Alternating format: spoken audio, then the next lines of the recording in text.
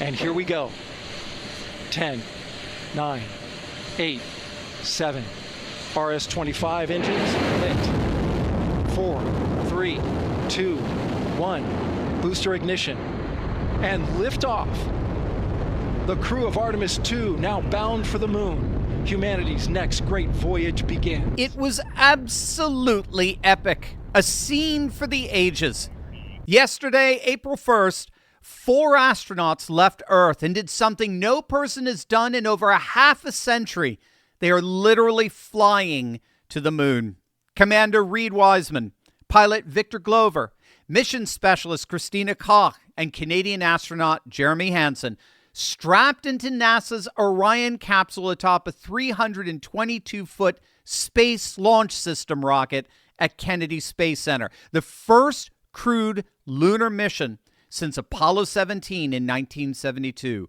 53 years of waiting ended in a tower of fire and thunder that shook the Florida coastline. But here's what the legacy media isn't telling you. This isn't just a space story. This is a story of power, specifically civilizational power. And by the end of this video, you're going to understand why what just happened at Kennedy Space Center may indeed be the single most important geopolitical event of the century, one that's ushered in a galactic age like we never even imagined. Hey gang, it's me, Dr. Steve, your Patriot Professor, enjoying yet another glorious day in Trump's golden age that you made possible back in November of 2024. So if you want a front row seat on how you continue to change the world, indeed the cosmos, in ways you never even imagined, make sure to smack that bell and subscribe button. Let's start with the staggering, record-shattering facts here because they are genuinely mind-blowing. At its farthest point, this crew will travel 250,000 miles from Earth, roughly 1,500 miles beyond the record set previously by the Apollo 13 crew back in 1970. So think about that. For 56 years, no human being had gone farther from our planet than those 3 men on that crippled spacecraft, right? Our 4 astronauts today are shattering that record. They'll spend up to 50 minutes on the far side of the moon, the dark side for you Pink Floyd fans, the side permanently facing away from Earth with 0 radio contact with our planet. They will be more isolated from humanity than any human beings in the entire history of our species. If something goes wrong during those 50 minutes, there's no communication, there's no rescue, there's no help. They will travel faster than any crewed spacecraft since the Apollo era. Get this, they're going to be hitting speeds of approximately 24,500 miles per hour as they swing around the lunar far side. Now, the key here is that these aren't just historical footnotes. These are civilizational milestones. And that's because of what's actually on the horizon and where that horizon is coming from. The records, the crew, the engineering, as extraordinary as it is, still isn't what makes Artemis II historically significant in its deepest sense. What matters is what comes next and who's racing to get there. 电话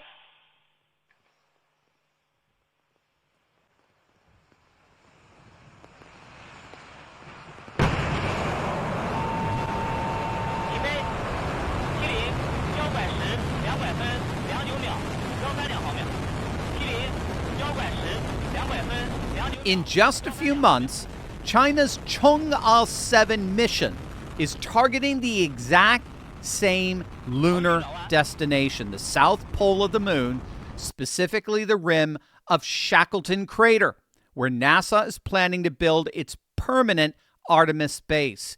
Same craters, same water ice deposits, that's going to be key, same extraordinarily limited, extraordinarily precious patch of lunar real estate.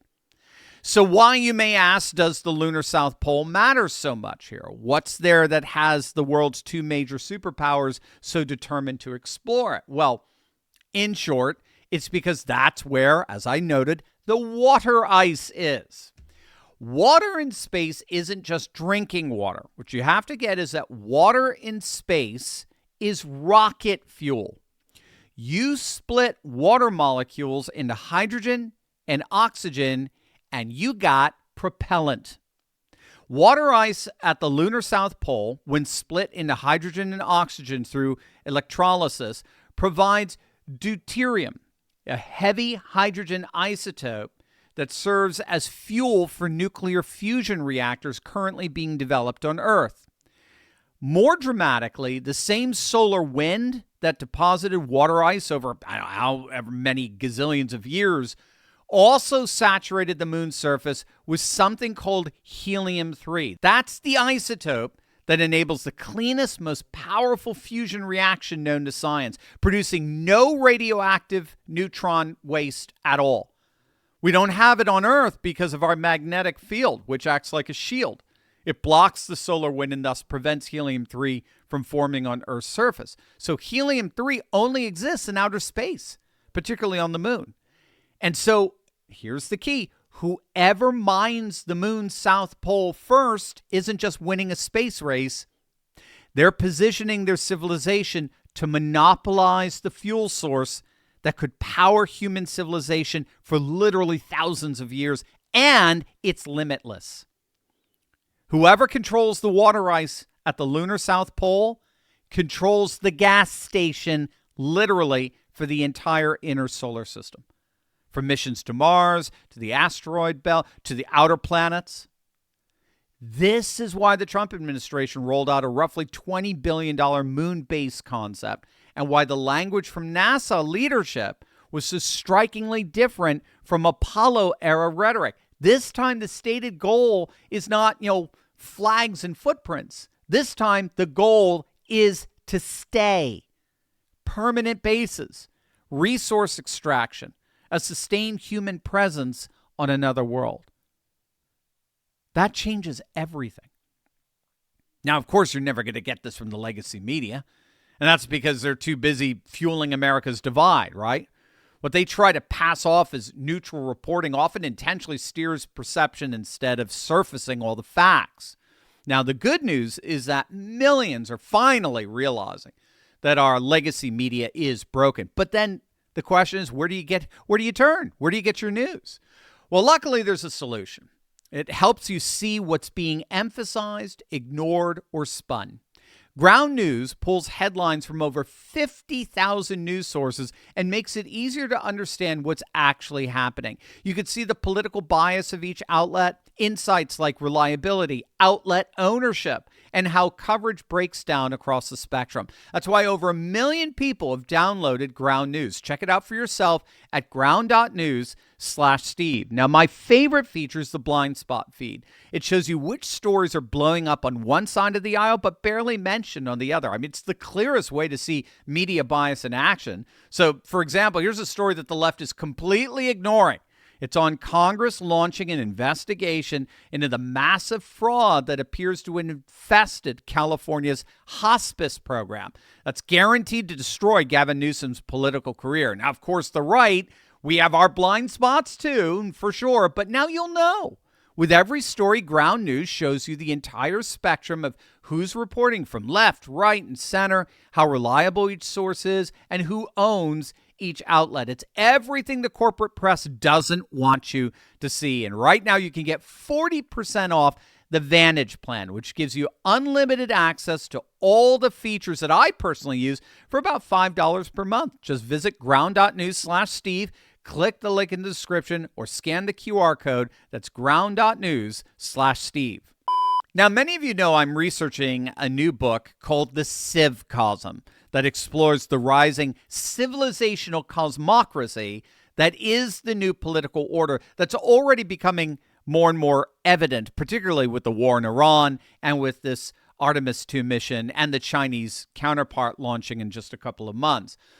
The civcosm, or civilizational cosmocracy, is a geopolitical framework arguing that the dominant conflicts of the 21st century are not between nations in the traditional sense, but between civilizations, large cultural blocks with distinct worldviews, sacred orders, and technological ecosystems, all competing across three interlocking areas: theopolitics, which involves religion and sacred identity as power; technopolitics, which involves civilizationally distinct tech stacks reshaping economic and military power; and, as we're seeing now, astropolitics, which is the extension of civilizational competition into orbital space and beyond. And so what the civcosm reveals is that NASA's Artemis program and China's Chang'e program, which, by the way, Chang'e literally means moon goddess, they're not parallel scientific endeavors. They are actually rival civilizational projects. So on the one side, you have the United States and what's called the Artemis Accords. That's a growing coalition of over 50 signatory nations built around principles that grew out of the Anglo-American-led international order. So it focuses on transparency, interoperability, peaceful use, and a market-driven framework for space resources. So this is what some are calling cosmic technopopulism. It's centered around the Musk-Trump synthesis. So SpaceX drives down cost and iterates at startup speed. NASA provides institutional architecture and mission legitimacy. And together they create a model, a very powerful model, where private enterprise and state power amplify each other in the pursuit of civilizational expansion. On the other side, China and Russia are building the International Lunar Research Station with their own partners, many of them Belt and Road participants, under a very different set of norms. It's state-directed, it's sovereignty-obsessed, it's convinced that technology is not neutral but a tool of civilizational ascent. Xi Jinping's space program isn't a commercial ecosystem. It's a tightly integrated arm of the civilization state, keyed directly into his national rejuvenation project, proof that the Chinese system can not only match Western achievements, but surpass them. Good luck on that, by the way, but at least that's the project. Now, the key here is that these two blocks aren't just racing to put hardware in the same craters, okay? They're racing, this is key, they're racing to define the grammar of life beyond Earth. This is what you've got to get. This is the world order, the increasingly cosmic, galactic order we're living in now. The U.S. and China are racing to determine what counts as territory in outer space, who can extract what, how are disputes resolved. You see, geopolitics is transforming, as we speak, into astropolitics. World order is becoming cosmic order or orbital order. And the key question is, who is going to define that order? Two civilization states, the United States and China, are competing for literal galactic dominance, a competition that goes way beyond anything that geopolitical theorists have thus far envisioned. And so that's what my upcoming book is all about. I'm arguing that world power in the 21st century has to be understood through these three interlocking lenses: theopolitics, the role of religion and sacred order in shaping civilizational identity and geopolitical behavior; technopolitics, the way that civilizationally distinct tech stacks are reshaping power, surveillance, and economic architecture; and astropolitics, the extension of civilizational competition into orbital space and beyond. Artemis II is astropolitics made visible. It's revealing a whole new world, at once very ancient and at the same time very futuristic, where the religions of old are returning with a technology that's enabling them to reach the very stars they were always so enamored with. The question that will define the rest of this century and beyond is not whether humans become multiplanetary. They will. The question is, under whose cosmology will that expansion be organized? And as of yesterday, it was America that just fired the opening shot. Get up to speed every morning in under 5 minutes. Patriot Alerts, free, daily, no fluff. Visit the link below and sign up right now.